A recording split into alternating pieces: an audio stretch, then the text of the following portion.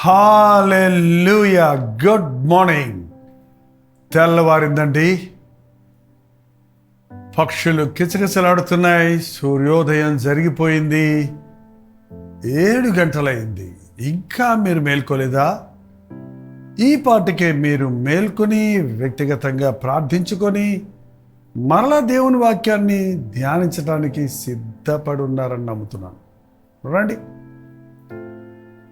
ప్రతిరోజు దేవుని మాటలతో మన దినచర్య ప్రారంభిస్తుండగా మనకు తెలియకుండానే మనలో అభివృద్ధి, ఆశీర్వాదం, సమృద్ధి, దీవెన, స్వస్థత కలుగుతున్నాయి.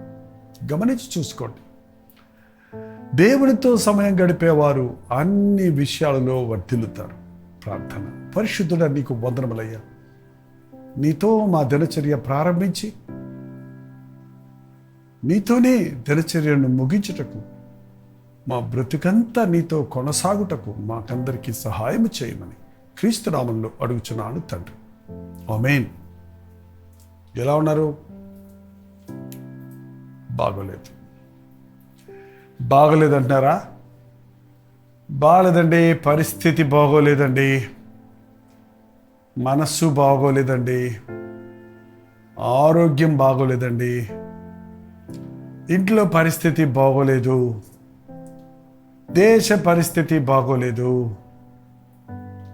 ఎక్కడ చూసినా, ఏది చూసినా బాగోకుండానే ఉంటుందేంటి? అన్నీ లోపాలే, అన్నీ కొరతలే, అన్నీ కొదువులే, అన్నీ వ్యాధులే, అన్నీ భయాలే. ఈ కోవిడ్ వచ్చిన తర్వాత మాస్క్ వేసుకోకపోతే భయం, వేసుకుంటే ఊపిరాడదు, బయటికి వెళ్ళటానికి భయం, లోపల రావడానికి భయం, మనిషి దగ్గరకు వచ్చి మాట్లాడుతుంటే భయం. మానవ లోకం చెడిపోయిందండి. దేవుడు మంచిగా చేశాడండి. దేవుడు నరులను యథార్థవంతులుగా పుట్టించాడు. తన స్వరూపంలో, తన ఆకారంలో చేసుకున్నాడు మనల్ని. దేవుడు చేసిన సృష్టి అంతా మంచిది మంచిది మంచిది మంచిది మంచిది అని ఆదికాండం 1వ అధ్యాయంలో మనం చూస్తున్నాం. మానవుడు చేసుకుంటున్నదంతా కూడా, కృత్రిమమైనదంతా కూడా మనకు మేలుగా కనపడుతుంది, ఫాస్ట్గా కనపడుతుంది, త్వరితంగా మనం ఏదో చేసేస్తున్నాం, సాధిస్తున్నాం అనుకుంటున్నామే కానీ అవన్నీ మనకు హానికరంగా మారుతున్నాయి. ఇవాళ ఇన్ని రకాల రోగాలు కారణం మానవుడు చేసుకున్న కృత్రిమమైన కార్యాల వల్ల కాదా? సహజ సంపదను వదిలిపెట్టి ఫ్యాక్టరీస్ స్థాపించుకుంటూ, ప్లాస్టిక్స్ను ఉత్పత్తి చేసుకుంటూ, ఏంటంటే air pollution, water pollution, atmosphere pollution, చివరికి మనిషి కూడా పొల్యూట్ అయిపోతున్నాడు. ఆరికాలు మొదలుకొని నడినెత్తు వరకు స్వస్థత కొంచెమైన లేదు. ఎక్కడ చూసినా గాయములు, దెబ్బలు, పచ్చి పుండ్లు. కాసేపు మనం ఏదైనా హాస్పిటల్కి వెళ్ళి కూర్చుంటే అక్కడికి వచ్చే రోగులను గమనిస్తే ఎన్ని విధములైన రోగాలతో, వేదనలతో, దుఃఖముతో, ఏడుస్తూ హాస్పిటల్లో అడ్మిట్ అవ్వటానికి వస్తువులను గమనించండి. ఒక లాయర్ దగ్గరకు వెళ్తే ఎంతమంది కాచుకొని ఉంటారో, మాకు న్యాయం తీర్చండి, మాకు అన్యాయం జరిగింది, మమ్మల్ని మోసం చేశారు. ఈరోజు కుటుంబ పరిస్థితి కూడా బాగోలేదు. భర్త బాధ్యతలు చేయటం లేదు, భార్య పనులు చేసుకోవటం లేదు, బిడ్డలు దేవుడిని మహిమపరిచేటట్టు బ్రతకటం లేదు. అన్నీ అక్రమం, అంతా గలిబిలి, అన్యాయం, మోసం, లంచగొండితనం, బలాత్కారం విస్తరించిపోతుంది. ఎవరు సరిచేయగలడు? ప్రభుత్వాలు సరిచేస్తామంటూ వస్తారు, ఎంత మటుకు చేయగలుగుతున్నారు? ప్రపంచ శాంతి సమావేశాల్లో ఎన్నెన్నో తీర్మానాలు చేస్తారు, ఎంతవరకు ఇంప్లిమెంట్ చేయగలుగుతున్నారు? ఒకవేళ ఏదైనా ఒకదానికి పరిష్కారం కనుగొన్నాం అనుకుంటే మరొకటి ప్రారంభం అవుతుంది కదా. అబ్బా, యేసయ్య గారికి వస్తే ఇప్పుడు సమస్తము బాగుగా చేస్తాడు. చూడండి, మార్కు సువార్త 7వ అధ్యాయము 37వ వచనం. ఈయన సమస్తమును బాగుగా చేసి ఉన్నాడు. సమస్తమును బాగుగా చేసి ఉన్నాడు. ఎవరైనా ఆయనే మన ప్రభు, మన రక్షకుడు, మన విమోచకుడు, మన సృష్టికర్త, మన కొరకు ప్రాణం పెట్టిన రక్షణకర్త, మరణాన్ని జయించిన పునరుద్ధానుడు, సర్వాధికారము నాకు ఇవ్వబడిందని చెప్పిన రాజులకు రాజు, ప్రభువులకు ప్రభు అయిన యేసుక్రీస్తు. ఆయన లోకంలో ఉన్నప్పుడు ఛాయగా ఇలాంటి కొన్ని స్వస్థతలు అవి చేయడం చూస్తున్నాం. ఆ ముఖ్యమైన భాగం, ముందు భాగం పోయి చూస్తే 31వ వచనంలో చదివితే, ఆయన మరల తూర్పు ప్రాంతములు విడిచి సీదోను ద్వారా దెకపల్లి ప్రాంతముల మీదుగా గలిలయ సముద్రమునద్దుకు వచ్చాను. అని పని ఇదే. ఇక్కడి నుంచి అక్కడికి, అక్కడి నుంచి ఇక్కడికి, ఇక్కడి నుంచి అక్కడికి. ఆయన తిరిగింది కేవలం పాలస్తీనాలో కొన్ని వందల కిలోమీటర్లే తిరిగాడండి. కానీ కాలినడకనే తిరిగాడు, తీరిగ్గానే పరిచర్య చేశాడు. 3.5 సంవత్సరాలే ఆయన ఈ లోకంలో పరిచర్య చేశాడు. కానీ ఆ పరిచర్య ప్రభావమే ఈ రోజు వరకు మనలో దాని ఫలితాన్ని గమనిస్తున్నాం. మాలాంటి సేవకులకు మూలమేంటి? ఆయన మాటలే, ఆయన రాసిన గ్రంథములోని విషయాలే. ఈరోజు మీకు విశ్వాసము కలుగుటకు, మీలో అద్భుతాలు చూచుటకు మూలమేంటి? ఆనాడు యేసు ప్రభు చేసిన కార్యాలు. మార్పులేని దేవుడు ఈ రోజు కూడా చేస్తాడని నిరూపిస్తూనే ఉన్నాడు. ఓకే, అప్పుడు వారు చెవుడును నత్తి వాని ఆయన యొద్దకు తోడుకొని వచ్చి వాని మీద చెయ్యి ఉంచమని ఆయనను వేడుకుంది. ఒక అతన్ని చెవుడు, నత్తి, నిజంగా డఫ్ అండ్ డంబ్ అంటారు. మాట్లాడటం సరిగా రాని వాళ్ళకి చెవులు వినబడవు, వినబడనోరికి మాటలు రావు. కాబట్టి ఇవి రెండు deaf and dumb go together. అలాగే నత్తి అంటే మాటలు రానివాడు, చెవుడు వాడు ఆయన ఒక వ్యక్తిని తీసుకొచ్చి ప్రభు దగ్గర తీసుకొచ్చి ఇతని మీద చేతులుంచు అని కొందరు బ్రతిమలాడారు. నేనే స్వస్థపరుస్తాను, నా దగ్గర తీసుకురండి అని ప్రభు అనలేదండి. ఆయన స్వస్థపరుస్తాడు అని నమ్మి, ఈయన మామూలు వ్యక్తి కాదు, సృష్టికర్త, పాపముల కొరకు విమోచన చేయుట కొరకు, పరిహారము చేయుట కొరకు, రోగముల నుండి మనల్ని విడిపించుట కొరకు వచ్చిన రక్షకుడు అని గుర్తించి ఆయన దగ్గరకు వచ్చారు. ఆయన బోధలు విన్నవారు, ఆయన్ని చూసిన వారు, ఆయనలోని ప్రభావాన్ని గుర్తించిన వారు, అనుభవించిన వారు, విశ్వసించిన వారు. ఈరోజు కూడా మీరు ఎవరైనా సరే యేసు ప్రభువునందు విశ్వాసం వచ్చి మీ లోపాలు ఏవైనా, మీ జీవితంలో చెడిపోయింది ఏదైనా, పాడైపోయింది ఏదైనా, అది శరీర సంబంధమైన అనారోగ్యాలే కావచ్చు, కుటుంబ వ్యవస్థే కావచ్చు, ఆర్థిక ఇబ్బందులే కావచ్చు, చితికిపోయిన బ్రతికే కావచ్చు, ఏ వైద్యుడు ఎవరు ఏమీ చేయలేని పరిస్థితుల్లో ఉన్నటువంటి ప్రమాదకరమైనదే కావచ్చు, కానీ ప్రభువునందు విశ్వాసం ఉంచితే, ఆయన చెంతకు చేరితే అద్భుతాలు చూస్తాం. ఆయన మీద చేతులు ఉంచమని చెప్పినప్పుడు ఆయన వానిని ఏకాంతంగా తోడుకొని పోయి వాని చెవులలో తన వేళ్లు పెట్టి ఉమ్మి వేసి వాని నాలుకను ముట్టి ఆకాశం వైపు కనులెత్తి నిట్టూర్పు విడిచి ఎఫ్ఫత్తా అని వానితో చెప్పెను.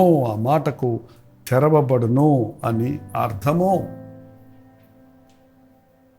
ప్రభు మాయలు చేసేవాడు కాదండి, మంత్రాలు చేసేవాడు కాదు. ప్రాక్టికల్గానే ఆ వ్యక్తిని ఏకాంతంలోనికి తీసుకుని వెళ్ళి, ఎప్పుడైనా దేవుడు నీలో ఒక కార్యం జరగాలంటే నీవు ఏకాంతంగా దేవుడితో గడపాలి.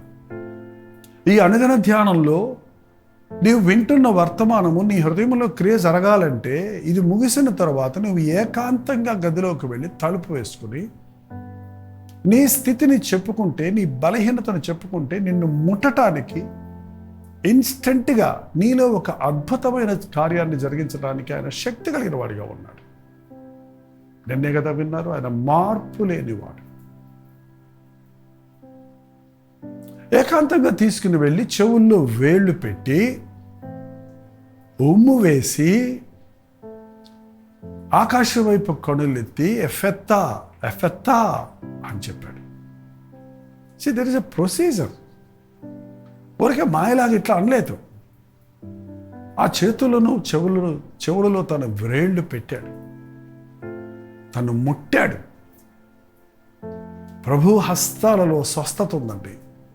ఆయన పొందిన దెబ్బల వల్ల మనకు స్వస్థత ఉంది.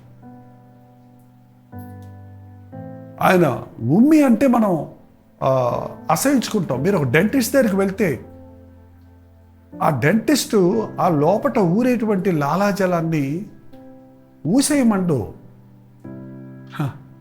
దాన్ని మళ్ళీ నోటికి అందిస్తాడు. ఎందుకంటే ఆ లూబ్రికేషన్ అవుతుంది నోట్లో ఉంటే. అది మంచిది. వాటర్ కంటే ఇంకా ఇంకా ఏమన్నా సొల్యూషన్స్ కంటే చాలా మంచిది అది. ఆఫ్ కోర్స్ మనుష్యుడిదే అంతలా ఉంటే పాపమెరుగని ప్రభు ఉమ్మిలో కూడా స్వస్థత ఉన్నది. ఆయనలోని ఒక భాగమే మనం. మన దేశంలో సారి ఎంగిలి ఎంగిలి అంటుంటాం.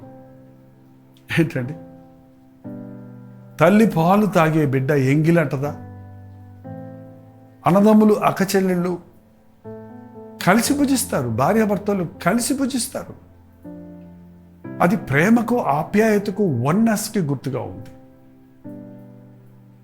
ప్రభు అతన్ని తనతో పాటు చేర్చుకున్నాడు. హార్ట్ అటాక్ వచ్చిన వాళ్ళు గవక్కన ఊపిరి ఆడకుంటే వాళ్ళకి ఫస్ట్ ఎయిడ్ చేసేవాళ్ళు ఏం చేస్తారంటే వారి నోటి మీద నోటిని పెట్టి ఊత్తారు. వారికి ఊపిరి అందటం లేదు కాబట్టి ఊదితే ఆ యొక్క రెస్టరేషన్ జరుగుతుంది. ఆహా, ఆనాడు దేవుడు నేల మట్టి నుండి మానవుణ్ణి చేసి నాసికారంధ్రాలలో ఊదాడంటే ఆయన నోరు ముక్కుకి అంత సమీపంగా ఉందంటే దేవుడు, దేవాది దేవుడు మనకు ఎంత సమీపంగా ఉన్నాడో అన్నది మనం గుర్తించగలుగుతాం. ఆయన పునరుద్ధానుడు అయిన తర్వాత శిష్యులందరూ భయపడిపోయి గదిలో తలుపులు వేసుకుని ఉండగా ఆయన గదిలోనికి వెళ్ళి వారి మీద ఊది పరిశుద్ధాత్మని పొందుడి అన్నాడు.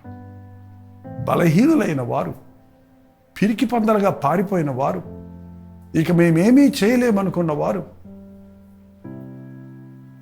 ప్రభు యొక్క ఊపిరిని, ప్రభు యొక్క ఆత్మను పొందినప్పుడు ప్రపంచమును తల్లకిందులు చేసేటువంటి అపోస్తలులుగా మారి ఉన్నారు.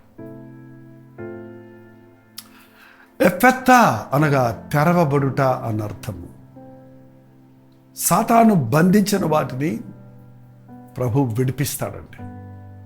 మన జీవితంలో ముందుకు సాగలేకపోతున్నామంటే దానికి మూల కారణం సాతాను మనల్ని బంధించాడు. సాతాను మనల్ని లాక్ చేశాడు. నీ జీవితంలో అభివృద్ధి లేదంటే, నీవేమీ చేయలేకపోతున్నావంటే, నిర్వీర్యుడు అవుతున్నావంటే దానికి మూలం మనం బంధించబడ్డాం. బంధించబడిన వారిని విడిపించడానికే నేను ఈ లోకంలోనికి వచ్చానన్నాడు ప్రభు. కృంగిన వారిని లేవనెత్తడానికే వచ్చానంటున్నాడు ప్రభు. చెప్పండి, మీ జీవితంలో కొంతకాలంగా ఏమీ ఎదుగు బొదుగు లేని పరిస్థితుల్లో ఉన్నారా? మీరు చేయను అన్నది కూడా చేసేస్తున్నారా? ఇది వద్దనుకుంటూనే దాని నుంచి విడుదల పొందలేని పరిస్థితుల్లో ఉన్నారా? దేవుని మాటలు వింటున్నారు కదా, అవి మనసులోకి వెళ్తున్నవా? అర్థమవుతున్నవా? చెవులు మూయబడినవా? ఎస్, సాతాను మన చెవులు దేవుని మాటలు వినకుండా మూసేస్తాడండి. వాడు ఈ రోజుల్లో చేసేది అదే. అందుకే ప్రభు వినుటకు చెవులు గలవాడు వినుగాకనేవాడు. దయ్యం పట్టిన స్త్రీ కొరకు ఒకరోజు ప్రార్థిస్తున్నప్పుడు దయ్యం బయటపడింది.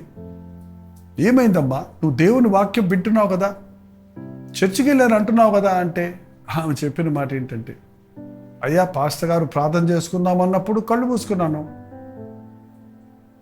చివరి ఆశీర్వాద ప్రార్థనలో ఆమె అన్నప్పుడు కళ్ళు తెరిచాను. మధ్యలో ఏం జరిగిందో, ఏం వాక్యం చెప్పారో నాకేమీ మనసులోకి వెళ్ళలేదు. కారణం సాతాను చెవులు మూసేశాడు. మీ జీవితంలో ఈ రోజున విన్న వాక్యాన్ని గ్రహించుకోగలిగిన స్థితి ఉందా? మీ జీవితంలో ఏమైనా బంధకాలు ఉన్నాయా? ప్రభు నిన్ను బాగు చేస్తానంటున్నాడు. ఎఫెత్తా అని ఆజ్ఞాపించగానే అతడు వెంటనే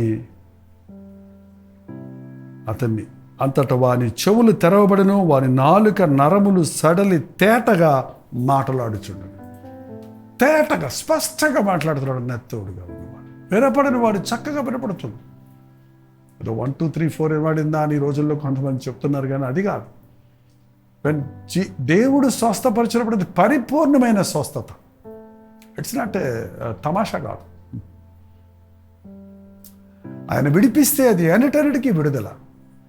ఆయన స్వస్థపరిస్తే అది ఎప్పటికీ స్వస్థత. ఆయన దీవిస్తే అది ఎన్నిటన్నిటికీ దీవెన. అది చూసి ఆశ్చర్యపడి ఈయన సమస్తము బాగుగా చేసి ఉన్నాడు. అందరినీ బాగు చేస్తున్నాడు. లోకంలో మనుషులు ఒకళ్ళొకళ్ళు పాడు చేసుకుంటున్నారండి. బాగు చేసేవాడేడి?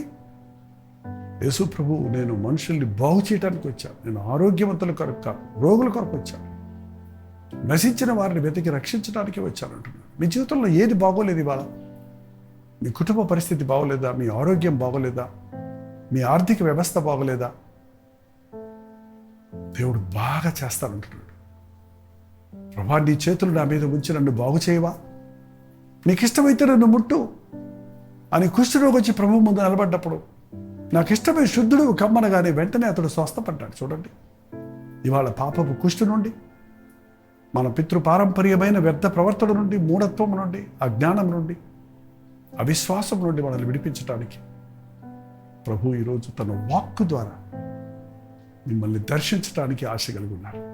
తలను వంచండి, ప్రార్థన చేద్దాం. పరిశుద్ధుడ, ప్రేమగల తండ్రి, ఒక్కసారి ఆయన ఎవరెవరు ఎక్కడెక్కడి నుంచి ఈ మాటలు వింటున్నారో, వారి మనస్సు బాగోలేదో, వారి శరీరంలో అనారోగ్యం ఉందో, వారు ఏ సమస్యల్లో సతమతమవుతున్నారో, ఏ బంధకాలలో బంధించబడున్నారో, ఆనాడు నీవు ఎఫెత్తా అని చెప్పినట్టుగా ఈరోజు నజరుడైన యేసు క్రీస్తు నామములో పరిశుద్ధాత్మ శక్తిని మా మీద కుమ్మరించమని వేడుకుంటున్నామయ్యా. బంధకములను తెగగొట్టబోతాడు. మోయబడిన నాలుకలు సడలించి, మోయబడిన చెవులను తెరిపించి నిన్ను స్తుతించుటకు మాలోని లోపములన్నీ సవరి చేయబడి, బాగు చేయబడి, నూతన వ్యక్తులుగా మా బ్రతుకు ద్వారా నిన్ను మహిమపరచువారిగా ఉండుటకు పరిశుద్ధాత్మ కార్యములను మా ఒక్కొక్కరిలో జరిగించమని క్రీస్తు నామంలో అడుగుచున్నాను తండ్రి. ఆమేన్. తండ్రి అయిన దేవుని యొక్క ప్రేమయు, కుమారుడైన క్రీస్తు యొక్క కృపయు, ఆదరణకర్త అయిన పరిశుద్ధాత్మ యొక్క సహవాసం బంధించబడిన ప్రతి ఒక్కరికి నీ విడుదలను, విజయమును కలుగుజేయును గాక. ఆమేన్. దేవుని స్తోత్రం. మీకోసం ప్రార్థన చేయాలంటే 954041 నెంబర్కు టెక్స్ట్ లేక వాయిస్ మెసేజ్ ద్వారా వాట్సాప్ పంపించండి. మీ పక్షంలో ప్రభు సన్నిధిలో ప్రార్థించడానికి మేము ఎప్పుడూ సిద్ధంగా ఉన్నాం. మీకు ఏది బాగోలేదన్నా, ఏ సమస్య ఉన్నా యేసయ్య చెంతకు వెళ్ళండి. ఏకాంతంగా వెళ్ళి ప్రార్థించండి. విశ్వాసంతో ప్రార్థించండి. ఆయన గాయపడిన హస్తం మనం ముడుతుంది, స్వస్థపరుస్తుంది, విడిపిస్తుంది. మేము కూడా ప్రార్థన చేయాలంటే మీ ప్రార్థనా భారాలు మాకు తెలియచేయండి. బట్ మీరు కూడా ప్రార్థన చేయండి. అప్పుడే అద్భుతాలు చూడగలుగుతారు. ఉచితమైతే ఈరోజు మధ్యాహ్నం 3 గంటలకు హెచ్చరిక, మళ్ళీ రాత్రి 9 గంటలకు లైవ్లో జూమ్లో మళ్ళీ కలుసుకుందాం. అంతవరకు దేవుని మహాకృప మీకు తోడైంది గాక.